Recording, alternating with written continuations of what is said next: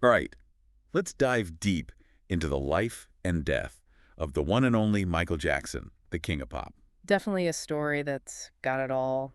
Yeah, we're going to go way past the hits and the moonwalk and try to understand the man behind all the fame and controversy. It's fascinating, right? Yeah. Because his life was basically a public spectacle right from when he was a kid. Yeah, it's like trying to figure out who the real Michael was beyond all the headlines. Exactly. Let's go back to the beginning. Okay. Everyone remembers Michael Jackson, the child prodigy, right? Yeah. Bursting onto the music scene with the Jackson 5. Oh, absolutely. Adorable little guys, those matching suits. And they had energy for days. Oh, yeah. So much talent. But there's a darker side to this childhood stardom, isn't there? Yeah, their father, Joe Jackson, he was like the driving force behind their careers. Pushed them hard. Pushed them really hard. Some might even say he was a bit of a dictator. Yeah. Drilled them relentlessly and wanted them to be perfect. And let's just say his methods were, well, pretty tough. Tough love. Way beyond tough love. We're talking physical punishments, things that would make you cringe, and all of this was happening while they were selling millions of records and charming the world with their smiles. It's hard to imagine, right? Like they're living this fairy tale, but behind the curtain, it's a totally different story. Totally, yeah. It wasn't just a case of a stage dad pushing for a little extra practice. No. The level of control Joe Jackson had, it was intense, to say the least. And this all happened under the constant glare of the media, right? I mean, imagine never having a normal childhood. Right, never having the freedom to just be a kid, all that pressure, the scrutiny, it's got to leave a mark. No kidding. It makes you wonder how he ever learned to trust anyone. Yeah. And then you've got the very public and incredibly difficult chapter of the child abuse allegations. Yeah, that's a tough one. It's impossible to talk about Michael without addressing it, right? Absolutely. And it's super important to remember that despite all the media frenzy and speculation, there was never any concrete evidence. Michael was completely acquitted of all charges back in 2005. Right.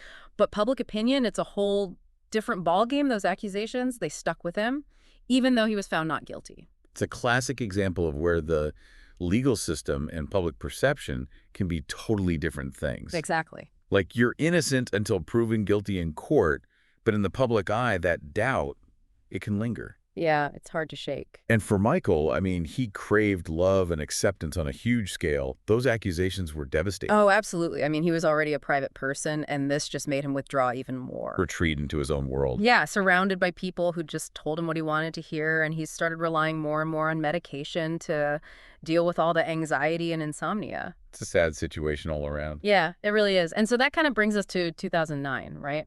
Big year for Michael. Huge year. He was planning his comeback tour. This is it.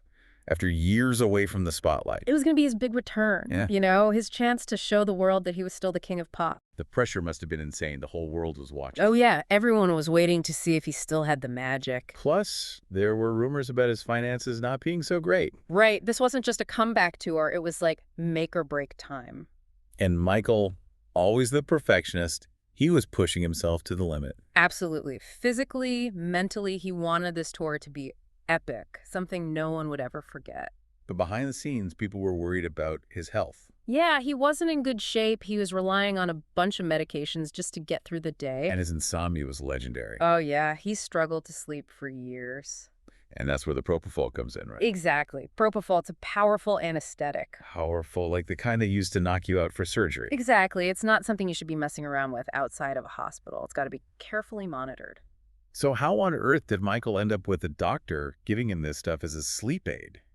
Well, that's the million-dollar question, isn't it? It's mind-boggling. Dr. Conrad Murray, Michael's personal physician, he was the one giving him the propofol. To help him sleep. That was the idea. Whether it was Michael begging for it or Dr. Murray's bad judgment, that's still debated to this day. It just sounds reckless no matter how you look at it. It was a risky situation. You've got this incredibly talented artist trying to mount this massive comeback, fighting his own demons, and he's caught up in this dangerous medical situation. It's like a recipe for disaster. Sadly, that's exactly what happened. On June 25th, 2009. Dr. Murray found Michael unconscious in his bed.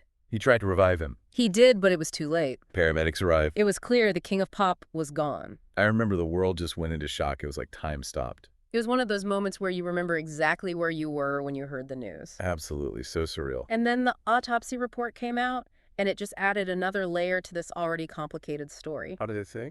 traces of medications in his system, propofol included. His weight was alarmingly low. Which makes sense with all the stress and pressure he was under. Right, but here's the strange part. His heart was actually healthy for his age. Wait, really?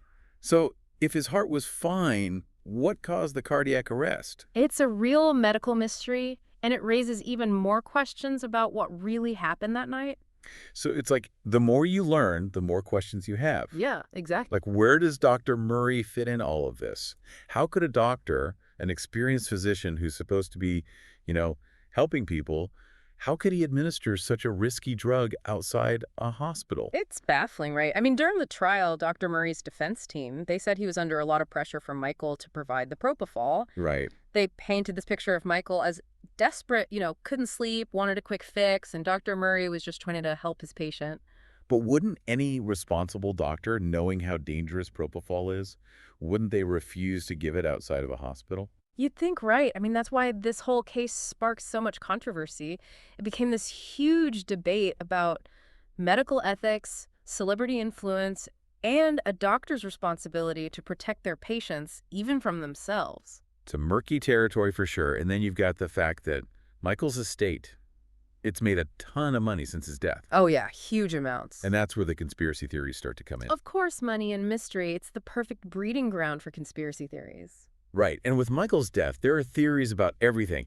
Accidental overdose, murder, you name it. Everything. Some people think Michael was silenced.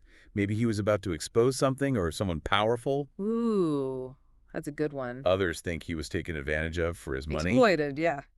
And then there are those who believe Michael faked his own death, to escape all the pressure and the craziness. The ultimate disappearing act. I have to admit, the idea of him just chilling on a beach somewhere, watching the world freak out over his death, it's kind of funny. It's a good image. But let's get back to reality. There were some really strange things about his funeral. That closed casket, no clear explanation about what caused his death. It all felt very hush-hush. It did. It just added fuel to the conspiracy fire. So the official investigation said it was medical negligence, but for a lot of people, the doubts remain. Oh, yeah, they definitely do. So we've talked about the highs and lows of his career, Yeah. his personal life, the controversies, and of course his tragic death. What are we left with? I think what makes Michael's story so captivating is that it's full of contradictions. Yeah. He was this incredible artist who brought so much joy to the world, but he was also a deeply troubled person, haunted by his past, struggling with the pressure of fame. Right. And his death, with all the mystery and unanswered questions, it just adds to the enigma that was Michael Jackson. It's a reminder that even the biggest stars, the ones who seem to have it all, they're human too. They have their own struggles. Absolutely. They make mistakes, and sometimes they're victims of circumstances they can't control. And even though he's gone, his music, his legacy, and all the unanswered questions surrounding his life and death, they're going to keep us talking for years to come. Michael Jackson, the king of pop. The story that continues to fascinate and intrigue us all. For sure.